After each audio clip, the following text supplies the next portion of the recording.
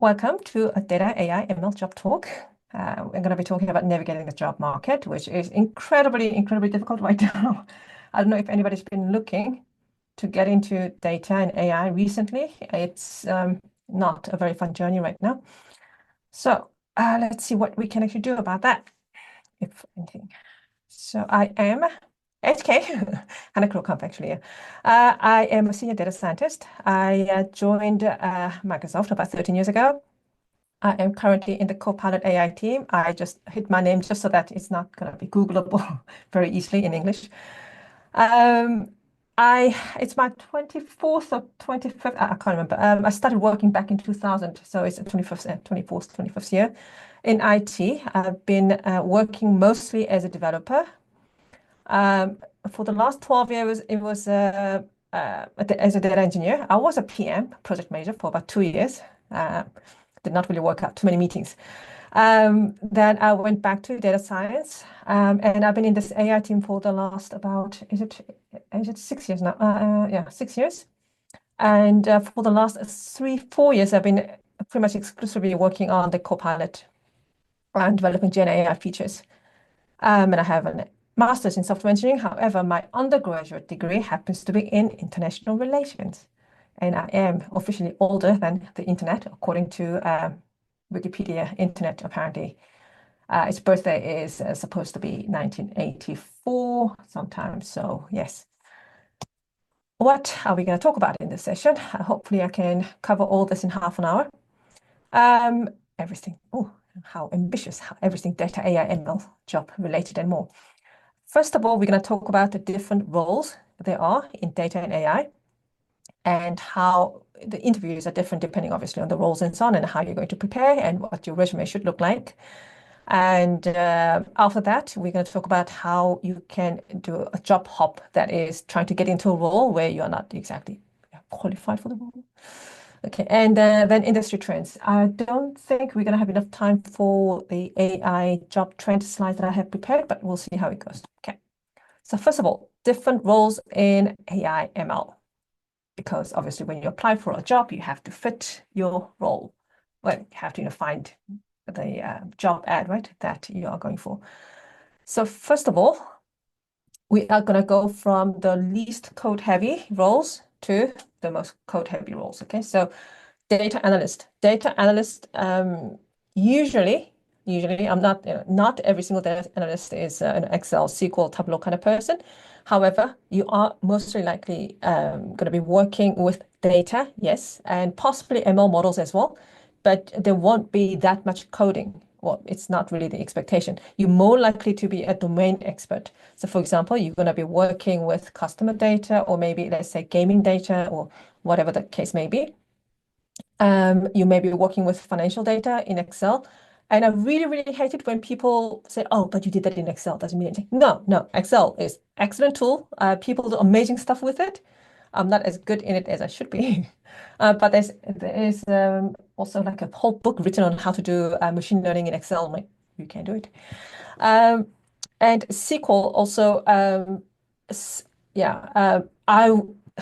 people do down talk it saying, oh, well, it's just SQL. No, incredible amount of current industry, like banking and all that, just completely depends on SQL. And it's not going to go away anytime too soon. And Tableau as well. Tableau or any other visualization tools. It is what the C-suite usually sees, and the CTO and the CEOs, they do need data to be visualized clearly for them to make decisions. And I really don't like the trend of, unless you are working with Python, NumPy, SciPy, all that, it's not, no. Okay, so having said that, in the market, data analyst roles tend to be, in terms of pay and so on, slightly less than data scientist roles. So let's move on to data scientist. Usually, if you're a data scientist, it is expected that you will be able to code mostly in Python, but it can be R, it depends on the company. You may even work quite a lot with visualization. The problem is data scientist, the term, the job title was so abused in the last 20 years, because it became like the sexist job of the 21st century, whatever. So many people came from many different disciplines claiming to be data scientists, and the companies expecting data scientists to do different things. At some point, they expected you to set up a data pipeline, collect the data, design the data to be collected, do statistical analysis and telemetry design and data processing, and then ML machine learning model building and the pipeline building and the visualization, everything. You had to be a great communicator and a great engineer and everything. Very soon people realized, oh, no, it doesn't work. So since about 10 years ago, data engineering has become a very, very specific discipline where it's mostly computer science graduates, Swedes really, it's software engineers. They also come from infrastructure, and what is usually called DevOps kind of overlaps quite closely with this. And then you get the ML engineer. ML engineering was super hot about 3, 4 years ago. If you had a title ML engineer, you could just name your price and so on. But technically, ML ops or ML engineering, it falls under DevOps and data engineering. Yeah. Again, it's not something you can just like study for like 2 years and then just get in. It's usually, I don't know if you're familiar with the image of Unix admins in the 90s with like people with a very long beard and sandals and shorts, whatever the season. Those are mostly the people who are in infrastructure. So usually with like 20, 30 years of experience and so on, not that easy to break into. However, having said that, okay, so roles, data analyst, they can be in non-tech companies, a lot in banking, in pretty much in every single discipline. Data scientist, also nowadays in pretty much every single industry and discipline. However, you do find more code-heavy data science roles in obviously in the more tech-heavy companies. Data engineers, a lot more of them at obviously big tech companies. Yeah. You get hybrid roles or more like a job titles that are not clearly indicative of what you're going to be doing. So, and also depends on where you are. You can be a data analyst at, let's say, Facebook, where you are going to be doing mostly actually data science roles. It maps to data science role at Google or something like that. And a data scientist at code. All of us are expected to code.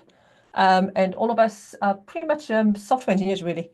But then we merged with another org, which is AI. And then those data scientists, they usually have a PhD in computational biology or sometimes stats, and they may not be very familiar with coding. So it depends. So even within the same company, data scientist role, they may look for different things, different backgrounds, and yeah. So I have to read the fine prints. So interviews, how to prepare.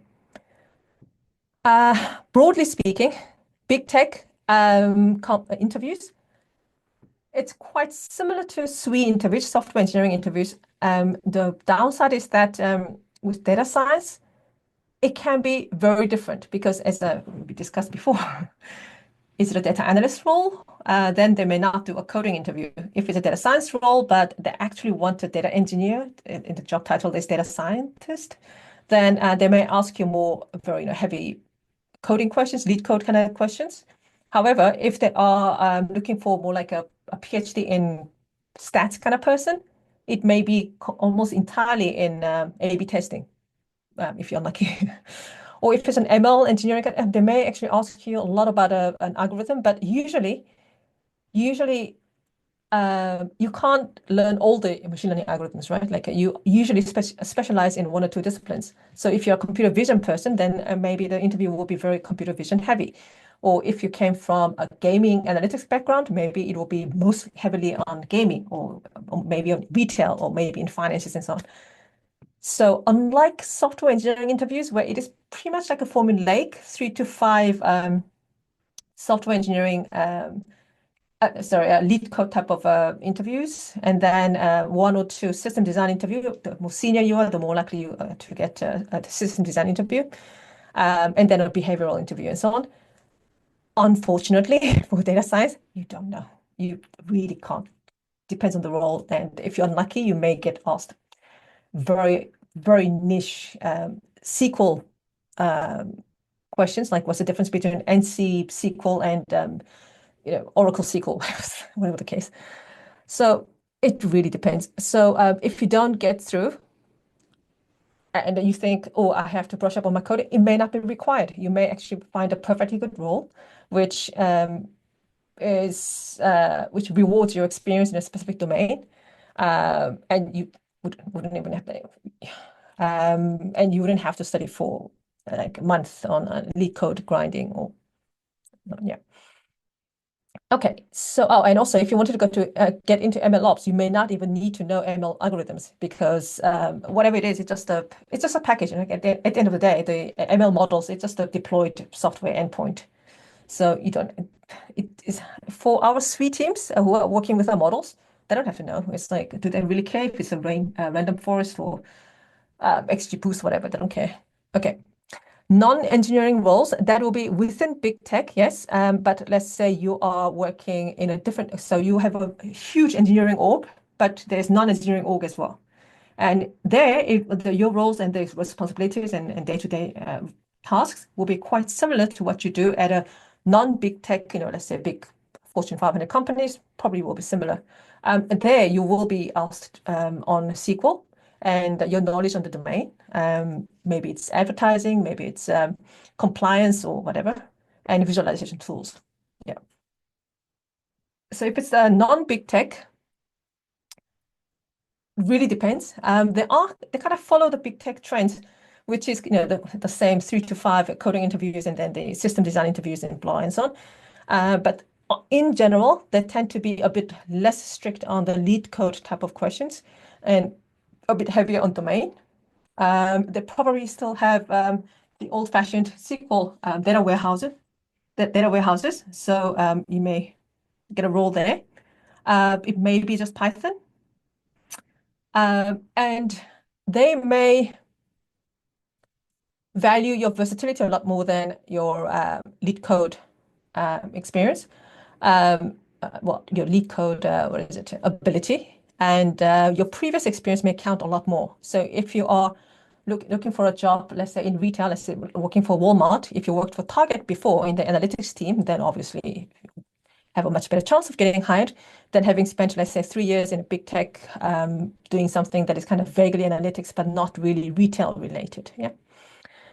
And with non-big tech, what will matter a lot more is why you chose them and why you are very excited to join them, right? So if you say, for example, you worked at Target and you did work with analytics there, but you were just not maybe given a bigger role and you thought that you could have tried this, and then you saw that Walmart is doing something different and you were very excited about that, that is way more likely to get you in there. While at big tech, we know why you're applying. We don't really care. It's like, oh no, I'm passionate about Facebook. They're like, yeah, sure. I spent hours on Instagram. So does everyone. Yeah. So other interviews, take-home assignments. These are terrible. Okay, so in the beginning, people thought, instead of being pressured into solve a problem in like 20, 30 minutes, a lead code problem, maybe take-home assignments are going to be way better because you don't have time pressure. Actually not, because as a lot of you already know, if they give you 3 hours, it'll take you 3 hours to do something. The amount of time to complete an assignment depends on the amount of time given. And you also have to call it like done at some point. But it's an interview, right? So you're not quite sure, is it good enough? Is it not good enough? Maybe I should hand it in. Yeah, but then they did give me a week, so I can kind of agonize over it for a week. So recently we actually had candidates who would beg, like, please don't do the take-home assignments. Just test me. Yeah. Communication skills, super important, obviously. Even more than getting the question right, and especially for data scientists, you must be able to present your findings, obviously, and there is a lot more, the bigger communication portion in your day-to-day role than, for example, SWE. So very important. And your attitude. You will not believe how many candidates pick up a fight during an interview with the interviewer. For example, why do you ask me that question? I think you're wrong. I think this is like completely pointless. And so on. So just and also just freezing and standing there and just staring at you like, I don't know. Then you sit there for 25 minutes. Very awkward. Yeah. If you're not sure, ask questions, offer alternatives. just general ideas and ask if they can help you in solving the question and so on. So, but in terms of difficulty, I don't think most cases they don't. It's not as hard as a SWE interview in just a coding portion, but as I said, the range the area is a lot wider. So it may just be stats, or it may be like ML, it may be SQL. Yeah. Okay. How will it go? Depending on the person who's interviewing you and what their motives are, it will be different questions and the content of the interview as well. Yeah. For the HR recruiter, they have their own KPIs, KPI being a key performance indicator. What do they want? They get judged on how many resumes actually get final offers. Yeah. So if you pass on 100 resumes and only one of them get an offer, you wasted thousands of hours of engineering time. Managers do not like this. So if you passed on only five, but all five of them got offers, that's awesome, right? So the HR wants to make sure, if I send your resume, will I be in trouble? Will you be a good candidate and not make me look bad? Which means they will bug the engineering manager for a good job description, JD, and they will literally try to match as much as possible. Yeah. So, well, you said you wanted this kind of person, so I gave you this kind of person. See, all these words match. Yeah. So, and they also care because they do know universities and they do understand GPAs. They will care about that.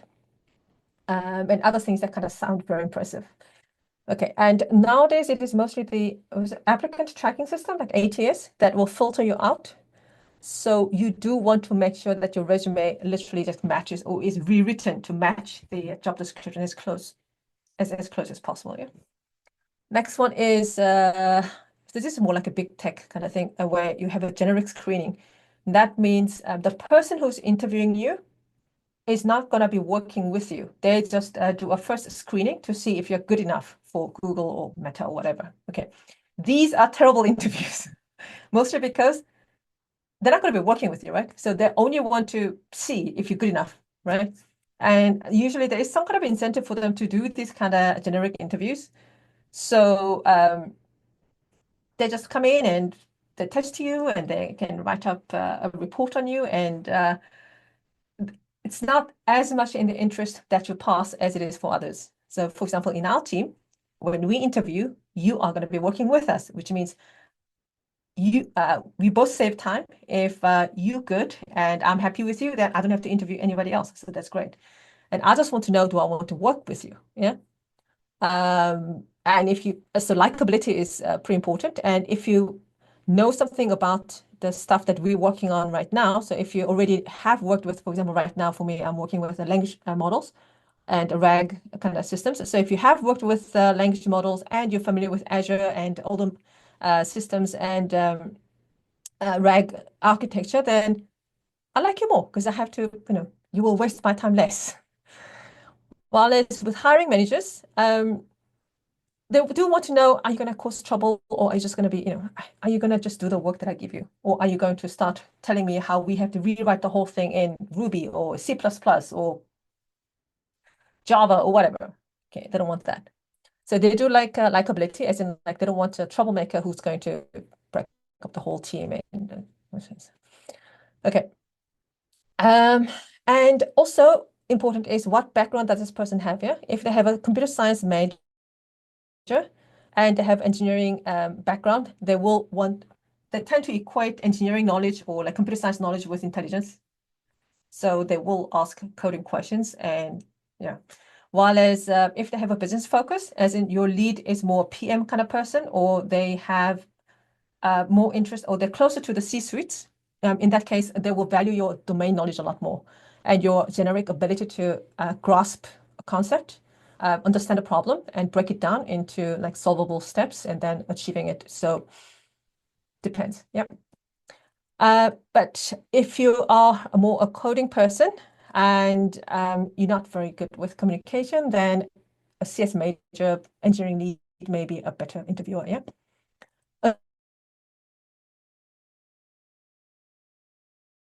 So you have to remember that also depending on the person who's talking to you, their motives matter. What they're looking for you may be very different depending on where in the life stage they are. Yeah. So if it's an intern, these are the most terrible interviews, interns and juniors, because they have gone through this very Palantir. And the person who's interviewing you did not get a job at Google, but you just came from Google, right?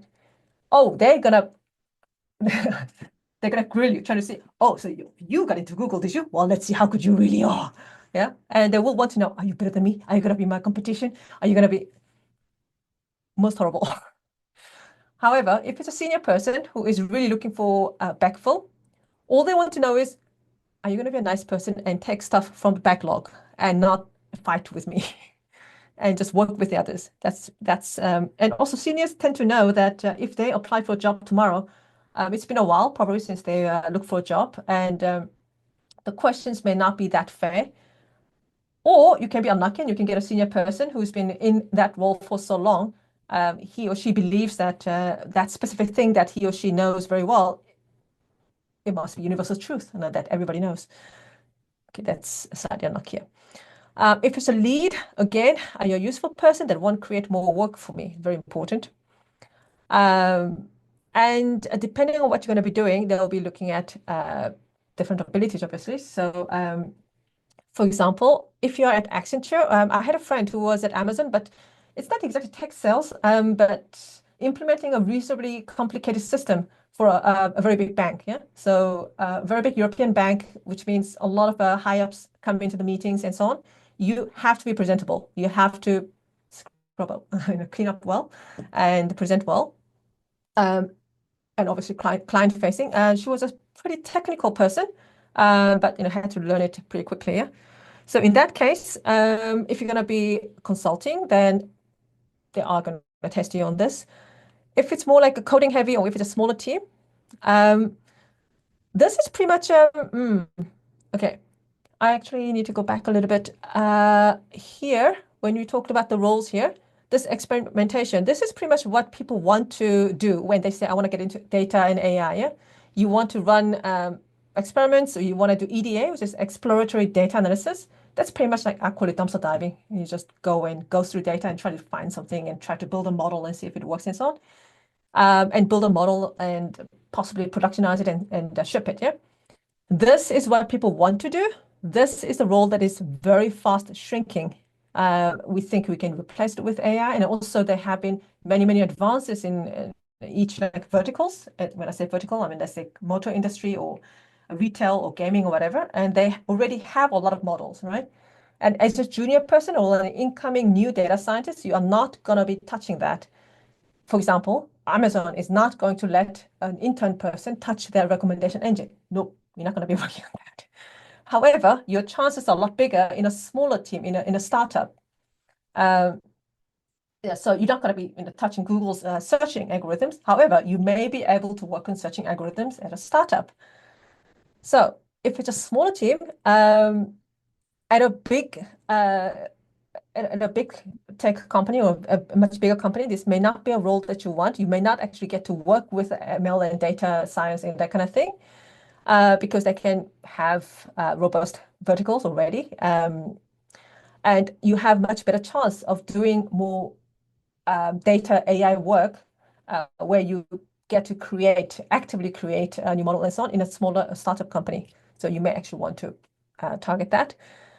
In that case, they will actually be testing your data science abilities, like actually creating models and stuff. Yeah, and if you're going to be doing data engineering and MLOps, it's pretty much a 3-year work, as I said. So it's going to be 3 interviews. That's like coding, lead code kind of things. Okay, so interview content. I also just want to point out, if you don't make it, it's fine. It's okay. You cannot please everybody. You cannot pass all the interviews. The person who's interviewing you will not pass all the interviews, yeah? And most people do not enjoy interviews. It just eats into your daily routine. It is horrible. Does not help me nobody got promoted doing a lot of interviews, okay? It pretty much just eats into your working time. They also want this to be over. And the best case scenario really is that you do really well, you answer really well, and I'm happy with you. And then I say, excellent candidate. And every single person agrees, and then it's done. Then we have a new person. Don't have to do it again. So just your mental state as you go into an interview, just remember that person also wants you to succeed. They want you to do well. Yeah. And if the person looks bored, it's not you. If the person is as I said, a junior person who wants to be an Avenger, like, oh, so you used to work at Meta, oh, did you? Oh, so you went to this university, so on. It's that person's problem, not your problem. Yeah. And a very, very enthusiastic newbie interviewer who was, yeah. So a lot of times it is luck. It is luck of the draw, and what the interviewer had for breakfast that morning, or if the traffic was bad or whatever. And most seniors and up, so that's the people who've been working for 15 years and up, they know, as I said, they won't pass coding interviews, not all of them anyway. And they also know that coding interview performance is not ability. So even if you fail the question, if you can't answer it, you may still actually pass the interview. Totally possible. But as I said, they may also be set in what they consider to be basic. So if you're, for example, getting an interview at Bloomberg, apparently they always ask about semaphores, C++. They may always want to ask you about a specific issue in Java, or how do you do a certain data processing thing in pandas? And they may think, well, if you can't do that from memory, then what kind of data scientist are you? Kind of thing. Again, it's what they think, and it does not mean that you are useless in any way. Yeah. So, resume. What do you do with a resume? ATS, applicant tracking system. You will have to go through that. Okay. If you are not getting calls, you are not passing ATS. Okay. So you have to find out, debug your resume that way. I saw one recently where they said, why am I not getting calls? And in the interest section, it said, well, my interests are like sleeping and astrology. I'm like, that's not very good, is it? However, if you are getting calls from HR or the recruiter, then you are passing the ATS. So that's good. Okay. That means it was good enough. So you passed the first gate. Yeah. If you're getting into interviews, you pass the double gate, the second gate. Okay. So you passed the HR, a human looked at your resume and decided, even if I pass this on, I will not look bad, and the hiring manager will not try to bite my head off. So that is the second gate. You need to pass the first and the second. Yeah.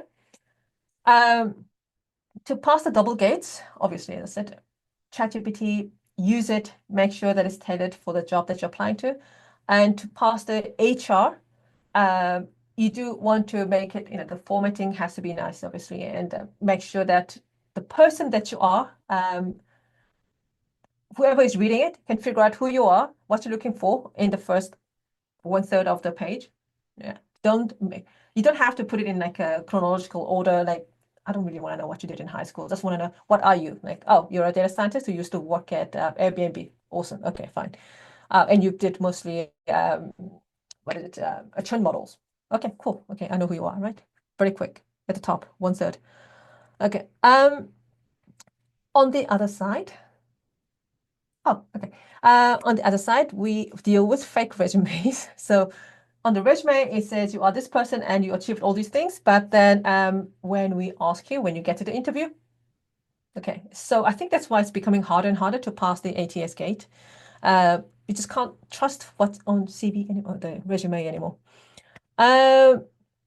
And also, different focus. Do you really code? We don't really know.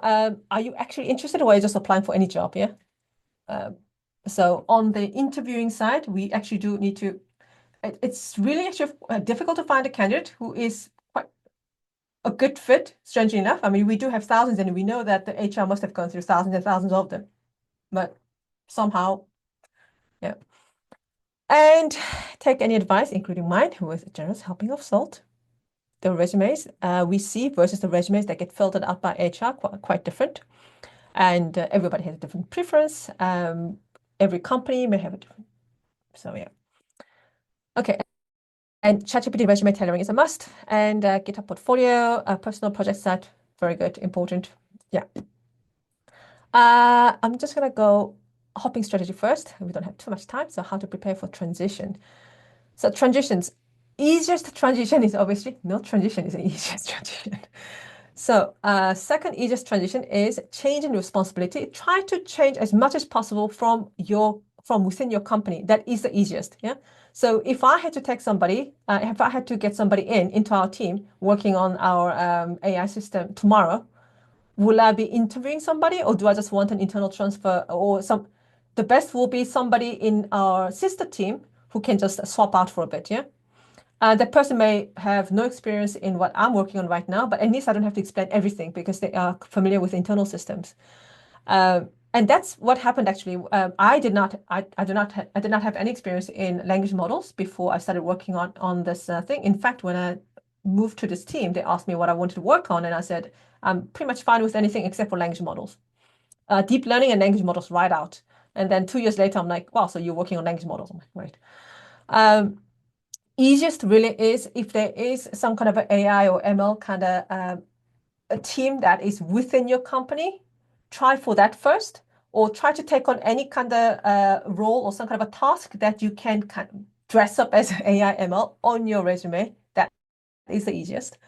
So change in responsibility in level of difficulty, change in responsibility easiest, team change the next difficult, and then title change. Yeah. Hardest transition is job change and responsibility. Okay, so you are a software engineer, but you want to become a data scientist. Okay, so you're changing the job title as well as the type of work that you're doing. That's very difficult, but that's what most people want. You know, like I'm working as a something else, data analyst, but I want to become a data scientist at a different company. That's pretty hard. So if at all possible, see if you can change it from where you are. In terms of competition, it's like you literally have to be better than just like 4 guys in your team, yeah, if you are going to switch within your company, or maybe better than maybe 50 guys in the department compared to the Wild West that is out there. Okay. So what I usually advise is try to be involved in more data AI stuff in your company if you can, and be a bit more patient. It took me about 12 years. I mean, getting into big tech really wasn't even my goal in the first place. So I, worked at many different companies and eventually ended up at where I am now. And then getting in, I didn't even like really mean to get into AI per se. It just end up there. It may take time, but it's again, job market, not so good. So let's be patient. Transition tips. Yeah, bad market. You're relying on vague potential promise and hiring desperation to some degree. And right now, everybody's kind of like holding their breath. I'm like, do we really want to hire or do we want to see where AI goes? Okay. You can hide out and stick it out in education for maybe get finish a degree if you haven't finished it yet, or get a master's or whatever. You can try to wiggle in current position. You can do real networking, not just like responding to somebody in LinkedIn. That doesn't count. What works best is if you actually know the person. If you have worked with the person, that's the best. And a lot of times, the competition of like 1,000 to 1 or 100 to 1, that decreases to about 3 to 1. If your friend is working somewhere and the friend says, well, I worked with this person and yeah, no, he's cool. That's just straight to hiring manager. Yeah. You don't have to go through the ATS and the HR. So any chance to work with somebody, hackathons or any kind of like, group together and you work on something, that is the best networking. Yeah. And don't do a numbers game where you spray and pray. Yeah. Okay. I think we are done. Oh yeah, sorry, and transition tips. I do nowadays really encourage people to target a domain. So before you had to kind of come across as a reasonable, clever person with some experience in coding, and they will hopefully take you on. It's like an apprentice system in the old days, and they will train you up and so on, right?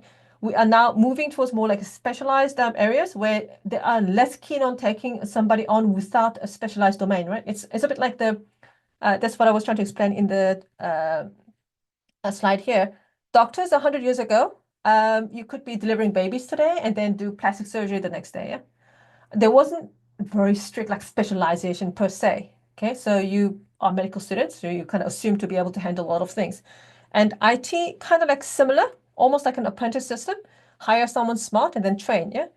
But I do think we're now moving, it's becoming harder to move between industries. Like, you used to be a dev at a bank and now at a gaming studio.